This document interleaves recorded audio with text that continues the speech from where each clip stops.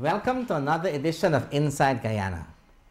Today, our cameraman is Ravi and our producer, Prakash.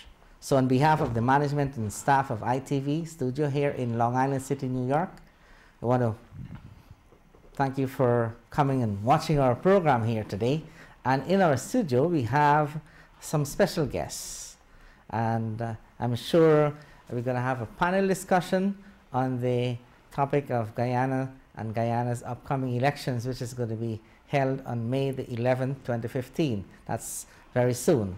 So we've decided to call a few prominent personalities to help us to discuss some of the topical issues affecting the Guyanese people during this time when they're going to the ballot to elect a new government, new president, and the members of the National Assembly. So ladies and gentlemen, please join me in welcoming the members of our panel today. First of all, on my extreme right, we have Dr. Rohan Somar. He is the chairman of the board of directors, the system chairman, system chairman of the Department of Emergency Medicine at the Sinclair Health Systems. Thank you. He is also, he was also honorably discharged from the United States Armed Air Force. Next to him, we have the second person on the panel, Mr. Malcolm Harripaul. He's a political and social activist, and he is also a person with a military background. He was the champion marksman of the Guyana Defense Force. So Malcolm Harripaul. And on my left, I have here the controller or senior director of finance of one of the largest hospitals in New York City, Mount Sinai Hospital, Mr. Mahendra Jagmohan. And next to him on the extreme left is Mr. Jagmohan, a lecturer at the City University of New York. Gentlemen, welcome to our program Inside Guyana, and let us get the ball rolling. Elections coming up on May the 11th in Guyana, and I know you all have an interest. You have always had an interest in Guyana and Guyanese politics and Guyanese social affairs. What are some of your views? Let me start off by you, Doctor. We have heard about the suicide rate in Guyana being the highest in the world. From a medical perspective, how would you associate that statistic or that fact, if you want to call it a fact, with the political environment? What can be done politically to affect a positive change on the suicide rates? Thank you, Rudy. It's a pleasure to be here with these esteemed gentlemen. Indeed, Rudy, what you just mentioned, it is a sad reality today that Guyana now stands the dubious distinction of being the highest, having the highest suicide rate on the planet. And when you look at what a suicide is, essentially it's the unfortunate final act of a tragedy that emanates from hopelessness and lack of opportunity for jobs, your self-worth, how you view yourself, where you fit in within your family structure, within your community, if you fit in at all, what you bring to the table. If you're a male, are you able to provide for your family? If you're female, what your self-worth is, your view of yourself, how society views you, what's accepted, what's not accepted. If you're a young man or a young woman in school, are you able to get out with an education that's going to be meaningful for you? All these things that leads up to one's assessment, and you get to that point of hopelessness. And as these folks goes through this syndrome, they find ways of dealing with what they find in their assessment. Substance abuse, drugs, alcohol, domestic violence, and all of its magnification, all part and parcel of what's happening to that human being when they get to that stage of not much brightness they find in their future. And their way out are usually crime, They're vulnerable for things in the environment, and when they find themselves lost, the end result is they'll commit suicide, and they'll do it by whatever means necessary. So why is Guyana having the highest suicide rate on the planet? It has to go to, in my view, the fact that you don't have sufficient infrastructure for folks to be able to have meaningful existence in a variety of areas, whether it's a good job that they can have, a good education that they can have, being seen as accepted in the community or the society, and how would they assess themselves from those perspectives. And when you look at why that's not happening, it has to do with the opportunities that are available for them. And that goes back to governance. Government's purpose is to build infrastructure and serve the people, their needs, and protect them as well. And since we are in an election cycle for the last 23 years, we've seen a government that really has not taken this nation where it needs to be. The trajectory by all objective international matrix, we're talking about corruption, Transparency International, they're among the leading in corruption. You look at our illiteracy rate, we are high on it, we're actually moving down. Just the other day we saw a report of we are leading in the hemisphere on maternal child death. So all these things speaks to the lack of infrastructure and lack of opportunity for regular Guyanese to feel like they belong, like they can contribute. And at the beginning of the government, we didn't have this high rate. It continues. How do you say the beginning of the government? 23 years ago. Oh. The suicide rate was not this high. So something is happening or not happening to not cause these rates to get to these alarming levels. And so what I would say is, looking at all this and several other areas we can talk about, it's time for a change.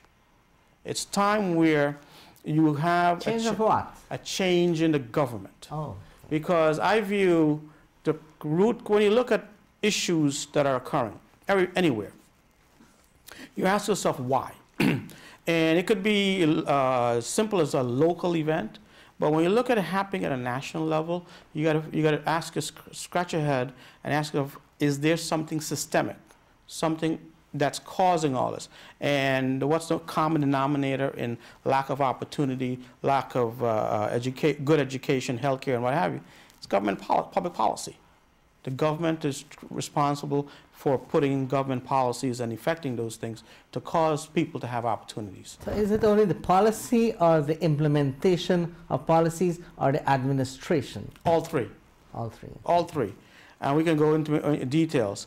But at the end of the day, you don't have those organs in place to manage it, be on the right track, and to have it become effective so that the regular guy or gal in the street, the student, sees that there is hope and opportunity. Without those, the availability of hope and opportunity, you're going to get higher suicide rate. You're going to get more crime. You're going to get more alcoholism. You're going to get more domestic violence. You're going to get more other bad things, if you know what I mean. And so we can't continue on this track. For those reasons, I think that we need to have a change. Anyone else on the panel would like to say something? Mr. Jagmohan? Well, I'd like to clarify something. You spoke of from 23 years ago. And I want to make this very clear, and I have no apologies for this, is that I do not blame the government from 23 years ago. I blame from the time in 1998 that Jagdeo took over, not during the time of Chetty Jagan. All right? Fair point, absolutely. All right, so I just want to make that correction. But also that while we blame government for suicide, suicide is not something new to Guyana. As many of you know, that in the past, that many Guyanese, Muslims don't like a Hindu relationship between their children, they kill themselves. It's a suicide. Double suicide, maybe a single suicide. We talk about drugs in Guyana. Well, it starts because there's greed on the drug dealer's part. But the fact is also that we have to look that while government may be lacking in some things, the choice of becoming a drug addict is yours, personally. Because if we look at people on drugs in any country, even in the United States, Sure. people in high positions are on drugs. Doctors who are in hospitals use drugs. People in high places. We're around drugs. No.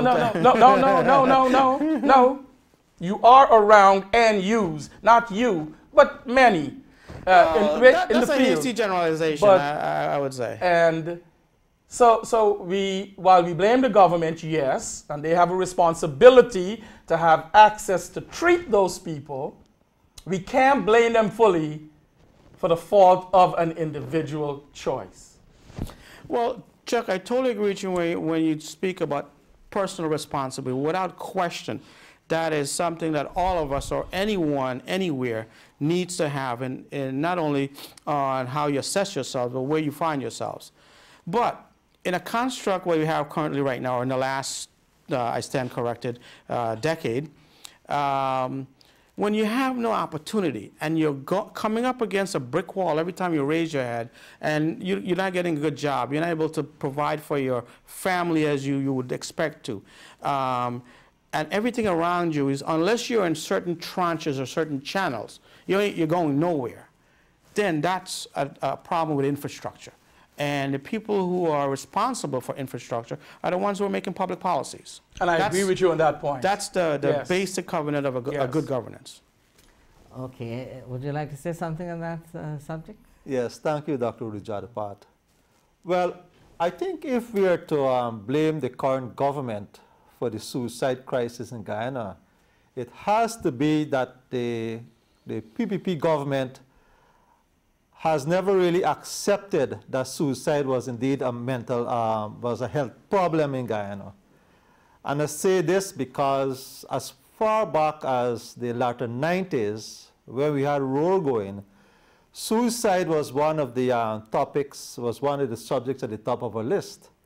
And way back then, we were calling on the PPP government to recognize suicide as a problem. Now, when we talk of suicide being a problem in Guyana, I want to go forward and say it is more of a problem in the Indo-Guyanese community. And I think the most recent World Health Report recognized that Blackbush Polder per capita is the suicide capital of the world. And this is a PPP stronghold. There's no if and but about it. Yet, I don't think up to now the PPP regime has implemented programs to deal with suicide.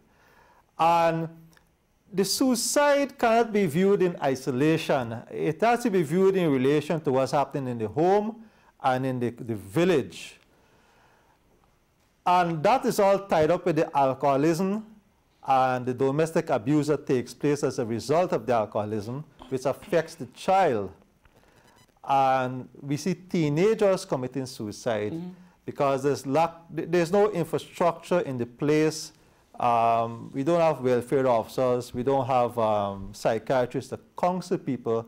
At schools, teachers are not trained to recognize when there's a problem with a child. So it goes without any attention, and next thing you know, the child commits suicide. So for my mind, I'm not a doctor, but I think there needs to be a comprehensive approach, a comprehensive program. Start with teachers training at the teachers training colleges, and certain subjects should be taught in primary school and in high school, like the ills of alcoholism, the ills of domestic abuse, and that also will encompass suicide, the conditions for suicide. And of course, coming from the Indo-Guyanese community, we have to recognize the certain cultural deficiencies.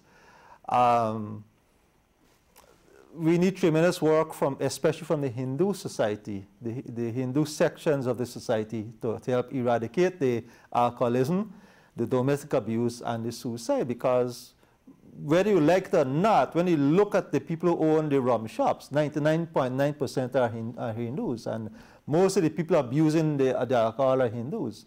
that's something we have to face as a reality. So I really would not cast full blame on the government and say that the PP is the cause of that. What I would say is that they have refused to recognize it as a problem and therefore put programs in place to deal with it. Okay, so if you don't recognize it, that means you wouldn't pay attention to it? Exactly. Or you wouldn't be adequate attention to it? Yes. Okay, Mr. Jagmohan, would you like to say? I couldn't agree more with what Malcolm said. I mean, it's definitely a result of a breakdown of many social issues here. I mean, suicide just didn't happen. There have to be reasons why it happened today. I mean, whether it's alcoholism or any other factors. So I think Malcolm hit it right on the head in terms of what he's saying, that you need to have programs instituted right off the bat to recognize these problems. Okay, gentlemen, let us move on to the other issue here which we have on the agenda, crime and punishment. It's a very famous book, Crime and Punishment, and I'm sure you probably saw the movie. But in Guyana, in Guyanese terms, what is happening right now, I think the crime is on the increase and probably punishment is on the decrease. What do you have to say on that, Doctor?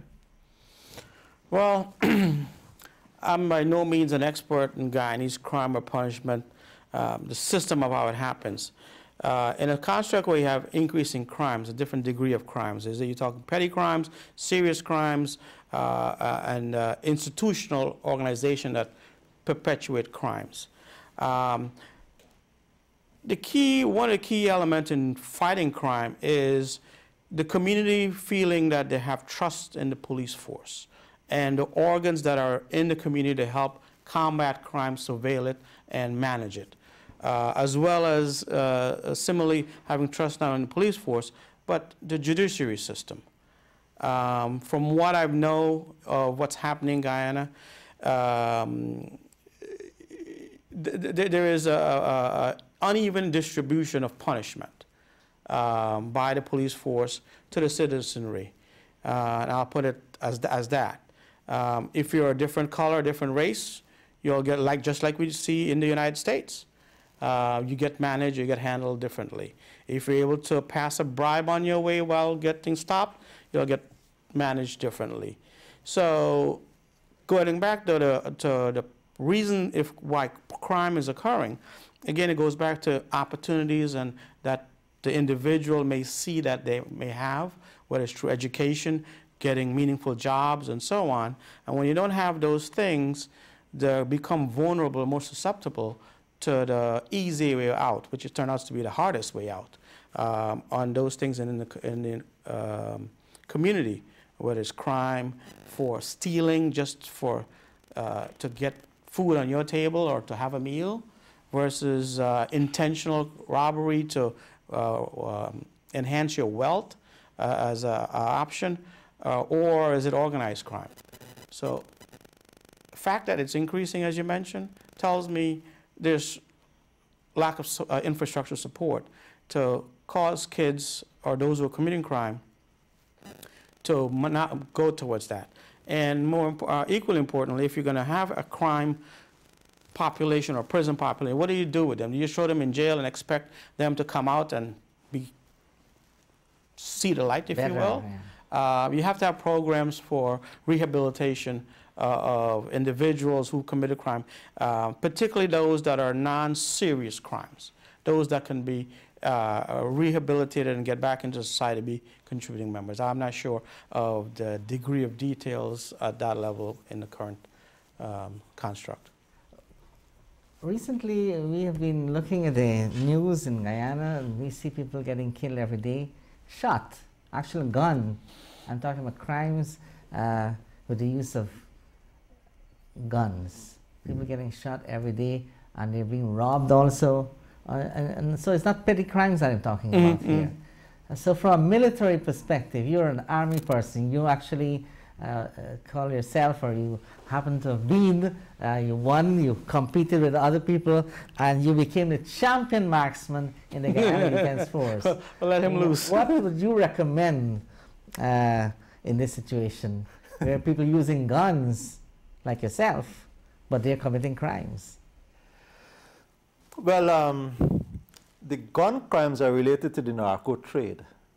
Because anywhere in the world, the narco trade is accompanied by guns, because they have to protect their turf home there, they have to protect their home banks, and they have to take care of rivals. And of course, they have to take care of people who take their drugs and don't want to pay them, can't pay up on time, so you deal with them by guns. You can't take them to the high court, right? So the number one problem with the crime in Guyana is to deal with the big crime. And the big crime in Guyana, the big issue there is the narcotics trade. So if you take out the narcotics trade, that will vastly reduce crime in Guyana. And but unfortunately, this is where I blame the PPP now. Over the past 23 years, they have allowed the narco trade to flourish. Our economy now is fueled by money laundering, by narco trafficking. And it has corrupted the government, it has corrupted the police, it has corrupted the judiciary. Anywhere, whether it's in Mexico, whether it's in Colombia, where you have the narco trade, it corrupts these institutions. Guyana is no exception. So the way out for that, and this is where I would plug for a change of government, and I would plug for the coalition, is that you need to get the United States Drug Enforcement Agency involved there on a big scale. You need to get the FBI involved there on a big scale to help take out these people, because your local people can't do it or won't do it. When you take out the narco trade, you still have the problem of organized crime, because there are other organized crimes like backtracking. Trafficking of persons is still big in Guyana. You have to deal with organized crime also. And of course, you need assistance from external sources like Scotland Yard and the Royal Canadian Mounted Police, because our institutions in Guyana are downright corrupted and won't deal with those issues. When you deal with organized crime, you now have to deal with street crime. And with street crime, a lot of it will be eradicated if you deal with the drug crime and with organized crime. But you still have street crimes, because the issue now is there are simply people who can't get work. Therefore, they go and rob in order to feed their families. And this is where you're talking about education and job opportunities. If you provide proper education that's relevant to the economy, to the society, and you provide the job opportunities to them, that will reduce street crimes. Okay, very good. I'm sure Mr. Jagmohan would like to say something on that, because he has expertise in these areas, working in the New York community for many, many years and being one of the prominent activists here. Well, crime, first of all, crime is too high in Guyana, first of all, period. Doesn't matter how it originated or what. But does the government have the will to curb it? Again, the doctor and Malcolm spoke of infrastructure to deal with this situation. We also have to look at rogue GDF people and rogue cops in Guyana. Absolutely. Who are friends with some of the criminals. And he talked about mob crime. Well, if we look at the drug trade, do we often have wars between drug gangs, as in Mexico? No. They're robbing business people. And not all business people are involved in drugs. They're going to individuals who own a business, who they know, because in Guyana, as you know, people don't deal with checks. They deal with cash. And so they know this. I've been told that even when you arrive at the airport and you declare how much money you have or how much jewelry you're wearing, someone who works there calls the person, says, follow this car. And once you get to your destination, they rob you. It's something that I never thought would happen in Guyana, but it's happening. And as he said, we need to get the international help to curb the drug trade, because it's devastating the lives of our young people, because they get involved in drugs. It's there. But one of the other things I think is the fact that inmates who have served, Guyanese inmates who have served their time in the United States are being sent back to Guyana. Now, this is not only unique to Guyana, Latin America, Latin America, the Caribbean. When many of them return home, they have no family because all their families are out. What do they know how to do to survive? Mm-hmm. They go back to crime. And this is something that is happening all over. But again, I say, we have to have a GDF and a police force where we have strictly professional people, not those who are giving information to the drug cartels in Guyana. All right? I believe if that culture continues, it does not matter which government or which party is in power. Right. It will continue to happen. But Now, and let me just say this.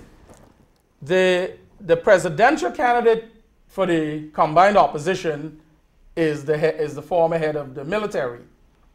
And I think that he can put in place, just as Malcolm talked about, because he was a GDF man, right? If they can get the help that is necessary to curb it, and they have the will to do it. Mm-hmm. Because remember, if we continue to have this crime situation, we can't develop a tourist economy. Exactly. Which really, in many ways, unlike other parts of the Caribbean, we don't need tourism, really. But it's a good thing to have, because we will have a different type of tourism than St. Lucia, Barbados, etc. All right? It will be a different, but nevertheless, how can we encourage tourism when people are scared to walk in the streets? You have your jewelry, and you know the next thing you know. And the problem here is that, as you said, they're killing you. They're not just robbing you, right. but they're killing you. And I think it's terrible. That's one of the things that we need to change after May 11. Rudy, if I I may, one second, please. Let's get one at a time. Doctor. Just to add to what Chuck just mentioned, one, having the coalition president being former leader of the military. I think he brings credibility, and having had a discussion with him, the political will to transform the security of that nation. Second, that was mentioned by Chuck and Malcolm, is how do we bring the international support to help deal with it at an acute level and a more long-term level. Part of what our team does, the U.S. In the U.S., we liaison with several international stakeholders, the U.S. government via the State Department, and so on, and the World Bank, UN, and Transparency International. And part of our discussion is, without question, the U.S. would like to see a more robust, in fact, a very robust DA presence in Guyana, not only to help with the Guyanese issue, but the regional issue of drug trafficking in large. So just for our viewers, so when Dr. Rohan Somar mentioned we, he was referring to, I guess, the AFC organization here in the United States, right, of which he's chairman. Right. Correct? We have our organization spans several states. We started locally in New York. We're in New York, New Jersey, all the 5 boroughs, D.C., Maryland, Florida, Atlanta, Pennsylvania, and it's growing more and more now. You actually meet with the United States Department. We manage that entire, right. Our team actually have regular meetings with the State Department on a quarterly basis. Okay. We have individuals who are part of that team, and we introduce different folks also in our discourse that brings different specializations based on what the topic of the day is. Sometimes it may be crime, other times it may be, and I'll say it, an appeal for revocation of visas, and so on. So those discussions are ongoing, and we're able to get a sense. And part of what's happening also with the observers that we see going, there's a reason why we're getting the Carter Center now with that complement of folks. Okay, that's a different oh, I'm sorry. topic. Let's give Malcolm a chance here to make a correction. I just want to make one correction. My good friend Chuck there referred to Brigadier Granger, who is the presidential candidate of the coalition in Guyana. Chuck referred to him as the former head of the army. In fact, he was never the head of the army. The head of the army is the chief of staff. Brigadier Granger was never appointed chief of staff of the GDF. When he was there, he was superseded by Norman McLean as chief of staff. Okay. So during that time, he had to answer to Norman McLean, who was the chief of staff. Thank you for the correction.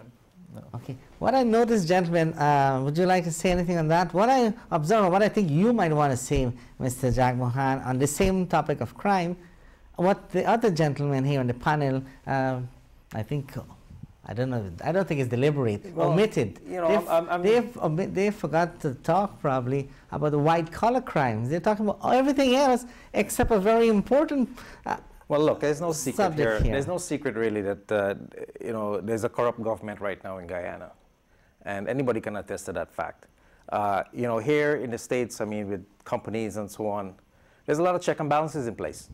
You know, whether, you know, we call for a procurement commission, many companies here have transparency. You know, you don't arbitrarily go out and sign contracts and give it to friends and families and these sort of things. I mean, you see these things happening again all over the place, where radio licenses are given away to friends and family. Now there's cable optics and everything giving away to families. It is a situation, and you have to align them in a way where there's total transparency. Mm-hmm.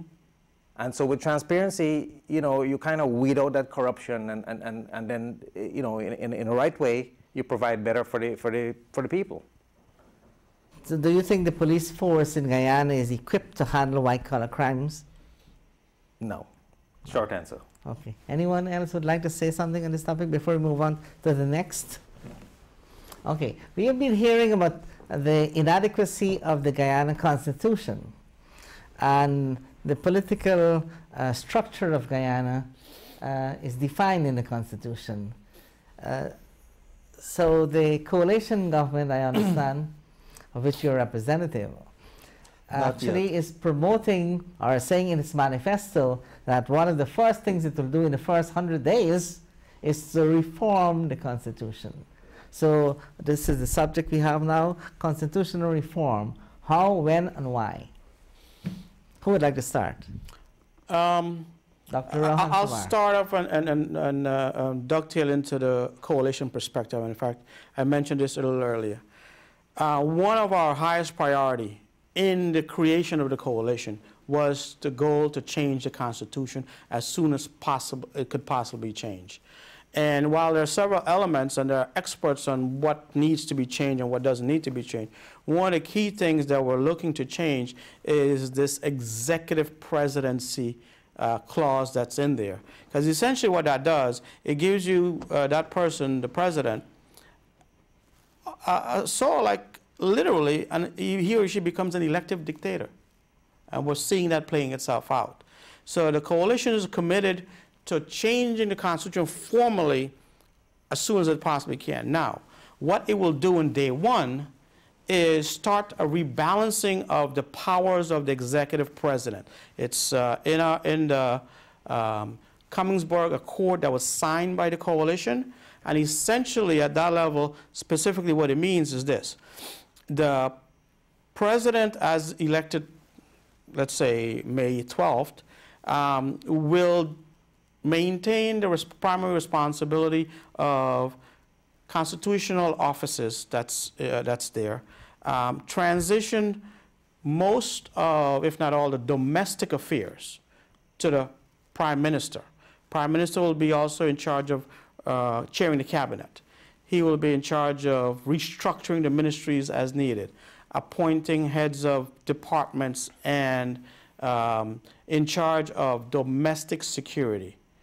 So you're seeing a rebalancing of the power already from day one, similar to what we expect to be transferred into the formal constitutional change, which will take time. You'll need to get folks from the widest area, stakeholders, put all the issues on the table that needs to be changed, go through the parliamentary procedures. You guys are more expert on that aspect than I am. What I'm told is that's going to take some time. Yeah, you would need 2/3 of the votes in Parliament. In Parliament, exactly. So that's going to be key how much we vote we win this time. You think we're going to, a coalition would win 2/3 of the votes in Guyana? I wouldn't be surprised from the feedback we're seeing now, the trajectory that we're on right now, and I don't want to sit on our laurels here. We're comfortable that we will win the election. The issue is about how much. So, but getting back to the constitutional thing though. So from day one, we're going to start doing our internal constitutional change in running the government and put that commission together to bring about the real constitutional change. And the idea in the Constitution moving forward is to make it a workable, a breathable document that works for the people and not for any specific one individual or office. Okay, any more views on that subject? Well, I think it needs to be changed. Remember, that's basically a PNC Burnham constitution. And we know what he did to make himself, as you refer to it, as an elected dictator. Mm-hmm. Well, let me take that back. He was never elected. Okay. Burnham was never elected as president or prime minister of Guyana. So he put that constitution together. Now, we know that the PNC is part of this coalition. We know that Mr. Granger means well. Do we know if remnants of the old PNC would want him to make those changes within? So there are lots of things that we have to look at. What is proposed and what is put into action are two different things. I am hoping that it would be a genuine change, that it will take too much power out, or ultimate power out of the hands of whoever is the president of Guyana. Because as we see what has been happening, it's the power is being abused. I think we need to examine some constitutions around the world, because there are many. Let us take the best parts of those and put it to the conditions of Guyana. You know, a lot of people don't know, but, and this may sound funny to some of you, that Ho Chi Minh from Vietnam, the Constitution took aspects of the U.S. Constitution that's in the Vietnamese Constitution. I'm saying to say, we can take the good things, because not every constitution has good things. Take the good things and implement it in Guyana, but we do need a change. Well, maybe not only a change, maybe like in the United States in the beginning, the Articles of Confederation wasn't working, and they created what we know today of the Constitution. Maybe you need to get rid of it totally and construct something totally new. Well, to that point, if I may, the idea of creating the commission, which will be represented by all the stakeholders within the country, as well as from the diaspora. So ideas that you're mentioning right now, we're going to need to bring that to bear as this team gets going, hopefully by May or shortly after election is won. You're so confident that your coalition is going to win here, Dr. Somar. I'm not seeing anything that tells me no yet. Okay. You want to say something, Mr. Harripaul? I have a sort of a different take on it. When Guyana gained independence in 1966, we inherited the British system. We inherited the Westminster Constitution and the Westminster electoral system. In the 1970s, the ruling PNC embarked on constructing socialism in Guyana. They call it cooperative socialism. And in this drive, they were critically supported by the PPP. That's not me saying so. You just go check the facts. So in moving towards socialism, Burnham had to move away from the British system, from the British Westminster Constitution and political system, to a socialist model. So he needed a socialist constitution. And he patterned the 1980 Constitution after the socialist countries, Soviet Union, Cuba. Of course, he was vociferously opposed by Dr. Jagan with this 1980 Constitution. But Dr. Jagan got into power in 1992, and after 23 years, his party is yet to undo the Bonham Socialist Constitution. They have been ruling with that Constitution because the Constitution vests power, almost total power, in the presidency. And that is why, after the 2011 elections, the PP could rule without paying, they could rule paying scant regard to the parliament. It didn't matter what motions the parliament passed. The presidency was proved to be more powerful than the Guyana parliament, and the PP was able to rule for 3 more years like that. Now, a lot of us focus on the powers of the presidency, and rightfully so, but I want to focus on the electoral system, which enshrines dictatorship in the parties, because under the list system that we have in Guyana, all power goes to the list representative, who is usually the presidential candidate. And at the end of the elections, it is the list representative who decides who becomes members of parliament. So when the Guyanese people vote, they're not voting for an individual parliamentarian, like say what happens in Trinidad or Jamaica, even Barbados. They're voting for a list, and the list might have 65 names. Actually, it has more. It can have, the list can have as much as 75 names. But after the elections, the list representative of the PPP and the list representative of PNC, APNU coalition, that representative will now decide who becomes a member of parliament. So you're there at the pleasure of the list representative of the party leader. And if the member of parliament disagrees and wants to vote against his own party in the parliament, it can't happen because the list representative can have you recalled. That is, have you fired as a member of parliament and then replaced you with another sycophant or so. That, I think, really needs to be addressed and needs to be changed. I personally will be looking at the new government, because I think there will be a new government.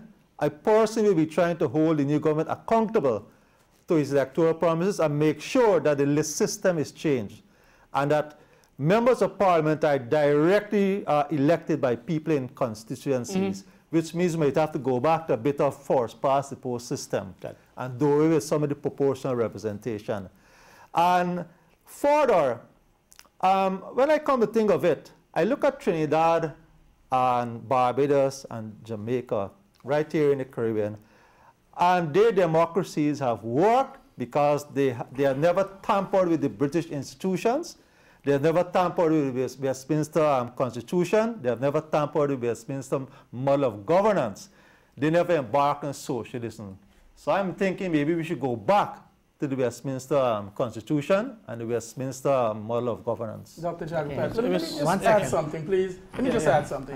First of all, many people know that when Dr. Jagan came into government, if there's one thing you could talk about him, it doesn't matter how much power the president has with him, he would never abuse that power. That's what he said. Second, Dr. Jagan, when he came in, had many things to deal with. And therefore, he was about to start the process of changing the Constitution. Unfortunately, we know what happened. The other thing I want to stress, don't let's blame systems as the socialist systems that created the Constitution that Burnham created. It was a Constitution created by a person who has been a dictator, okay, to keep himself in power. It doesn't matter whether he looked at the Soviet Union, the Cuba, etc. That's not the issue here. He wanted to stay into power. Just how he got into power, all right? The other thing, too, in our electoral system, who changed it? When the Americans, through the CIA, intervened in Guyana, they brought proportional representation. What we had before was, as you said, you want to go back to the system of Westminster system. So we have to understand that we know, and as I said before, it needs to be changed, but let's not sometimes falsify history. Let's be honest about it. and let's deal with it as it is today. Yes. Um, Dr. Somar, one second. If I Dr. may. Somar is, they're very anxious to say something. I'm not much of a historian or know the details of the history of Guyanese constitution or what have you. But what I can tell you is this. The coalition is dead serious about changing the constitution, and to Malcolm's point about the electoral system, it's not only serious about doing it, it's doing it. When you look at the leader of the list from the coalition, it did it. It didn't Who's the choose. leader? Dr. Harripaul? Right. It didn't choose the presidential candidate or anybody from any of the major force parties that consist of the coalition. It chose a total person from outside, an independent, objective person. So that person who now is going to be empowered, if you will, is not from any political party. So the coalition is not only talking about these changes. Day one, we talked about what's going to how the change is going to occur with the presidential powers. Already, we've seen how we're changing the implementation of the electoral leader of the list. Okay, gentlemen, we are coming towards the end of our interview here today, our panel discussion, if you want to call it that. And I'm sure it's very entertaining to our viewers, and it's very informative. And I think there are lots of recommendations here to the new government in Guyana, or whoever that might be. Let us hope that your contributions will be actually very important and taken very seriously. You have a final minute, each one of you, to address the viewers of our program. Since we're coming on to elections, you might want to tell them something special. Let's start with you, Mr. Jagmohan. Well, what I would say to the Guyanese people is this. If you're voting, vote for a genuine change, not a replacement. Don't let's just have a replacement that will continue to do what is happening presently in Guyana. And I think that Guyanese should become more involved in the political process, and they must play their own little part in these changes. And the famous American educator Horace Mann said, "Be ashamed to die until you have won a victory for humanity."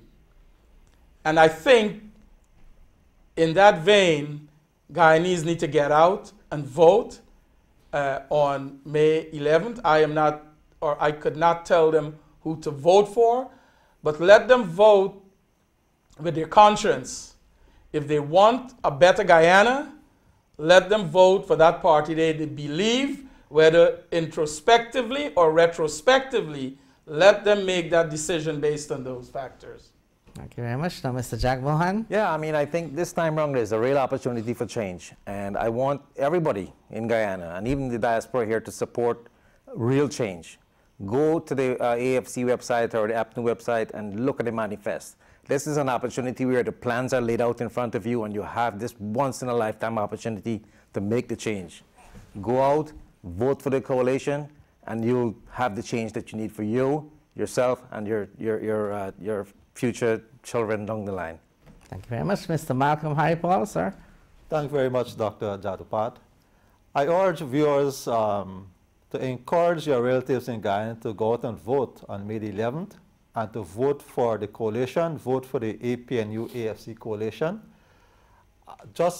And the only reason they should do so is because the PPP has been there for 22 years. It's a very long time, and they've become very power drunk and very corrupt, and it's time to change the government. Thank you very much. Dr. Rohan Somar, your final word, sir. Thank you, Dr. Jagmohan, for having us. This has been a very interesting discussion, and I look forward to come back and have a chat about other things as well. Absolutely. To our friends, family, brothers and sisters back home, May 11th is a day that you guys will have an opportunity to perhaps take an action that would be most impactful in not only your lives, but the lives of your children, your grandchildren, and the future of Guyana. We've talked about what's been happening to the nation for the last 23 years, or even going back in further history. Ask yourselves where you are now. Are you comfortable with the education your kids are getting? Are you comfortable with the healthcare system that you have? Are you comfortable in your homes and not fear of being robbed, raped, or being killed? And as you're thinking about all these things, when you go into that booth, I want you to take a brief second and reflect on these things and look towards the future of what Guyana could be. And as you're doing that, I always remember when I go into a voting booth and I want to see change about myself, I remember what Mahatma Gandhi says, and that is, be the change you want to see. Be the change you want to see. I think it's time.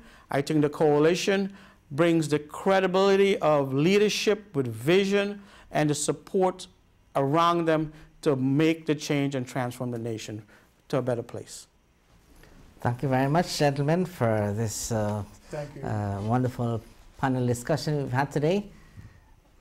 On behalf of our technical staff, our cameraman, Mr. Ravi, Prakash, and the management and staff of ITV, I want to thank you for watching. This is Dr. Rudy Jadoopat wishing you all the best until next time. Here, here.